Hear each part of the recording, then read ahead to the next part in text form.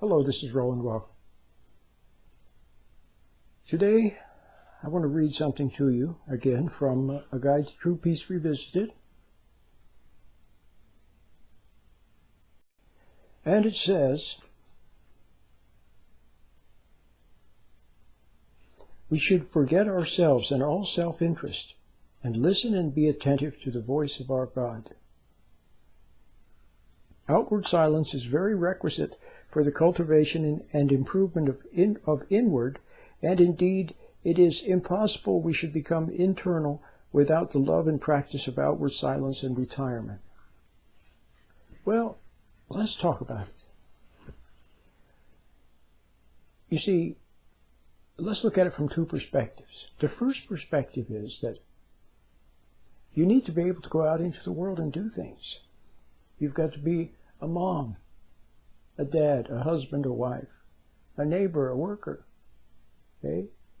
You've got to be out in the world doing things, working, cutting the grass, having recreation, talking to people. Christ was always out among the people. See?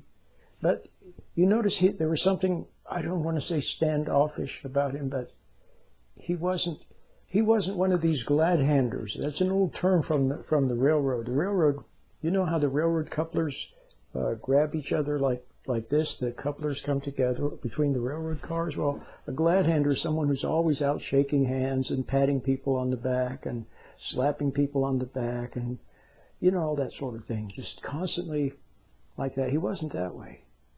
Okay? He didn't need people.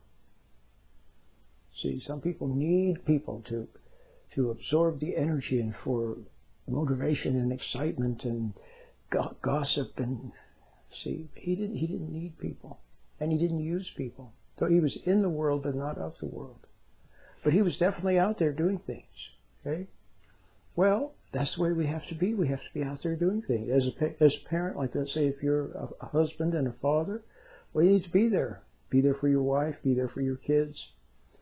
See?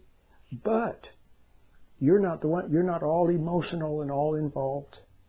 You're a little bit standoffish. There used to be an expression to be a crashing bore. You ever hear that expression? Someone who's just so, they don't laugh at naughty jokes and drink a lot of alcohol and laugh it up and all that stuff. They're like, they don't want to go to wild parties or anything. You say, well, that person is a crashing bore. Well, as a father, as a husband, you have to sort of become that way. You're always there. See? That doesn't mean that you're rigid. No, not at all. You always have a twinkle in your eye. You're easy to be with. You're actually fun to be with. You have a nice nature, a calmness about you, and a light touch. But you're there to watch, mainly to watch, okay, and for people to come to you and ask your advice, so on. That's what a father is for, to always be there, stable, solid, okay. So when other people are excited, you're calm. When other people get carried away, you're not carried away. See what I mean? You're like the designated driver. That's what a father has to be.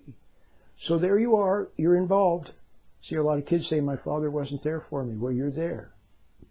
You're there, okay, and you're involved, but you're a father. See what I mean? Fun to be with, see, and happy-go-lucky, but watching for the rightness of things and offering correction when needed. No, you can't go out with those kids until midnight, see. No, you can't spend all that money on useless music downloads. Okay? That sort of thing, you see. All right, so now you see how you're there, see, but you're not part of, see, you're almost like a referee. See, as a parent or as a father, you don't want to be, if let's say there's a boxing match, for example. Well, you don't want to be one of the participants. On the other hand, you don't want to be just sitting out in the audience watching on the catbird seat. See, a lot of fathers become that way.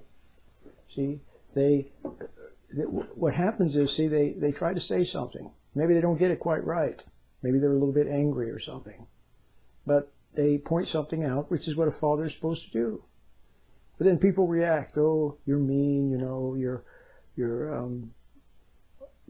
mean, and so on. And then father, then, see, because he was angry, he feels guilty for the anger. See, he was probably right about what he said, but he feels guilt for the anger, so he misinterprets it that he shouldn't have said anything. See, or he says something and he gets a lot of arguments, which is perfectly, that's what you can expect.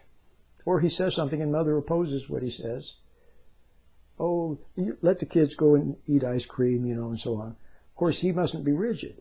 If he's too hard-nosed about things and overly rigid and controlling and so forth, well, that's not good, of course. But if he's a good-natured father, but with some wisdom, then sometimes he has to say no. No, you can't go out to that movie until midnight.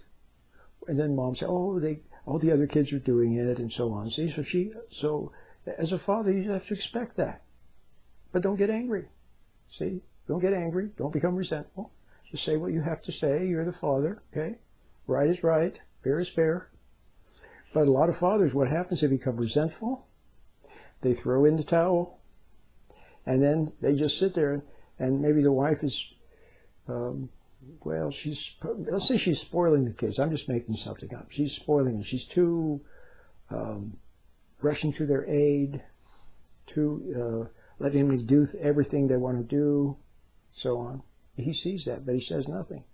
So he just sits on the sidelines and says, okay, let her ruin the kids. See, but that's not the way you have to be. You must be. No, not at all. So you have to be more like the referee. You're not a participant. You're not a bystander just sitting and watching. You're involved, but as a referee. You see what I mean? Well, okay, so now you got the point. So now, the basic point I was trying to make is you have to be in the world. See, the other thing is if you should begin on the path to being a better person. You really and truly want to be a better person. You see that you've messed up. You've been resentful. You hated your dad. You resented your mom. You've been selfish and so on. You know, the usual things. Now you see it.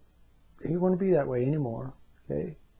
And you're sorry about what you see about yourself. And you would like to change. And you really and truly want to do the right thing. You may not know what the right thing is, but you really and truly want to do the right thing. And you're willing to admit the truth. If you see something, if in the light, you see your own wrong, you're willing to admit it. It may be a little painful, but you are willing to admit your own wrong. Okay? Well, then you're on the path.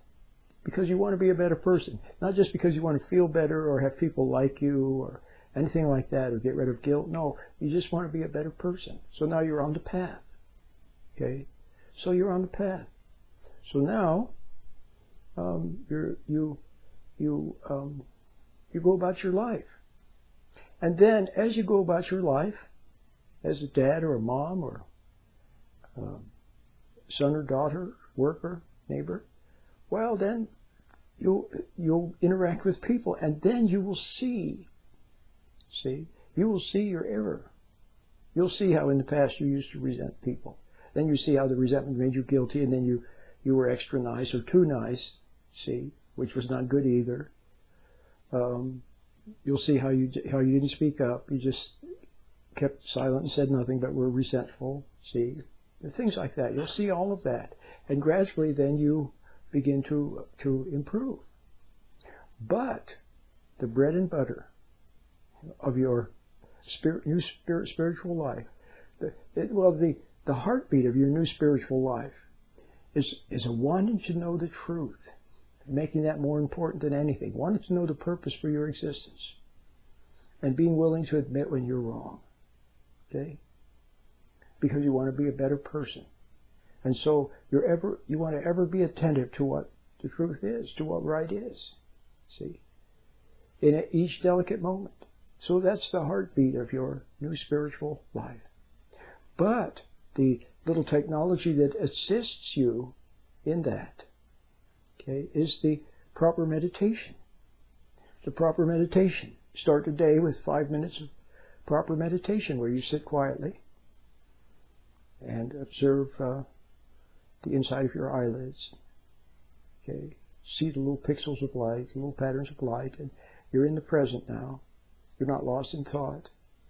And become aware of your hands, see? To extend this grounding, what you call spiritual grounding. You've heard of grounding or earthing, which is actually quite good, actually. Where you have, where you go out, it's like you go outside and stand in the grass, in your bare feet. You're earthing, or lean up against a big tree, see? You're earthing. It's very good. But what I'm talking about is spiritual grounding. To become spiritually grounded. That's what the true meditation helps you to do. Grounded in what is right, what is good, what is true. See? Grounded in that. Then you go out into the day, see, and you go out carrying that with you. What you got from meditation, you carry it with you. And you carry a little bit of distance with you. See, so you're in the world but not of the world. And practicing the meditation is, first of all, it's a daily commitment. See? And it gets the day off right. See? And then you can go out in the world with a little bit of distance, and so things won't sneak up on you and you won't start overreacting and get all upset. See? You should meditate first. If you get all upset first, then try to meditate while you're just trying to feel better. So it doesn't work very well. So the meditation is, let's see. So now in light of that, let's just read one more time what this writer had to say. I don't know who it is. See, this is a compilation of the writings of Madame Jeanne Guyon, lovely lady who lived in the 1600s in France. She wrote several books. She's very famous. She's written a lot of spirituality books. Also, François Fénelon, he was actually an archbishop. A very nice man. Very nice man. It's amazing. Very insightful. And a friend of Madame Guyon. And Miguel de Molinos, a very nice man who wrote the Spiritual Guide. See, so this is a compilation of their writings. So when I read this, sometimes I can tell who wrote it, but sometimes I can't. But it doesn't matter. The writer says, we should forget ourselves and all self-interest and listen and be attentive to the voice of our God. So now you see, you begin the day with meditation and you go out into the world, okay? And you go about your business. But you have this delicate, you always remember that you want to do what's right. You always want to do what's right in your heart. And you don't know what's right. So you take a step and another step and you go about your business, always checking with your intuition to see if there's anything that stops you, okay? And so you just delicately move through life that way. But you're ever attentive to what intuition might have you to say. And you arrive in a certain situation, maybe with another person, and you pause, you wait, you don't know what to say, what to do, and then all of a sudden you say something. It comes from the heart. It's not pre-planned. It's not intellectual. See, see, it says this, remember, this writer says we should forget ourselves and all self-interest. So your most important objective is to do what's right, regardless of the consequences. So you get your ego out of the way. You set self-interest aside. And you're willing to do what's right, regardless of the consequences, even if it would mean loss of friendship or something. You want to say what's right or do what's right. So with that attitude, you see, you put your self-interest aside and you go through life.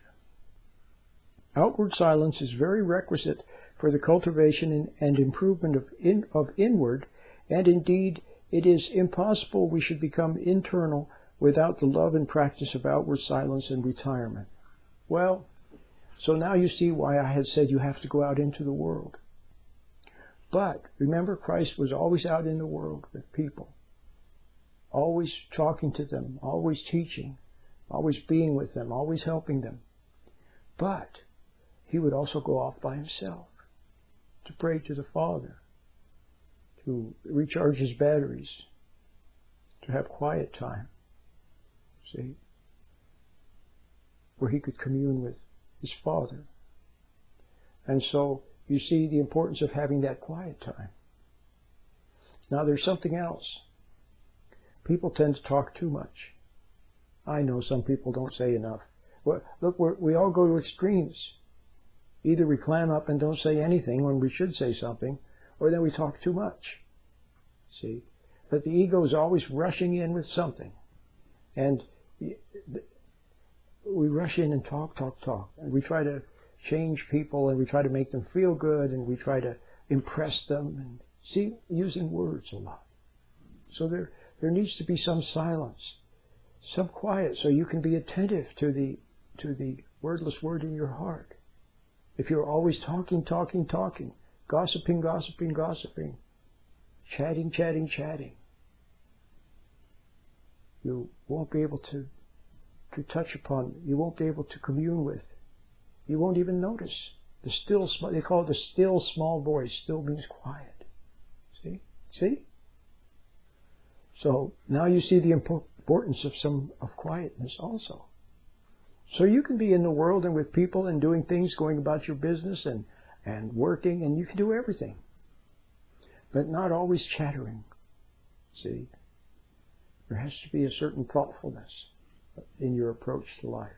Well, I've talked about it a lot. I read a small passage from the Guide to True Peace Revisited, and tied it in with the meditation rather well, I think, and clarified being in the world but not of the world. You have to be in the world. You have to go out there and be in the world. You can't be a recluse. You can't hide.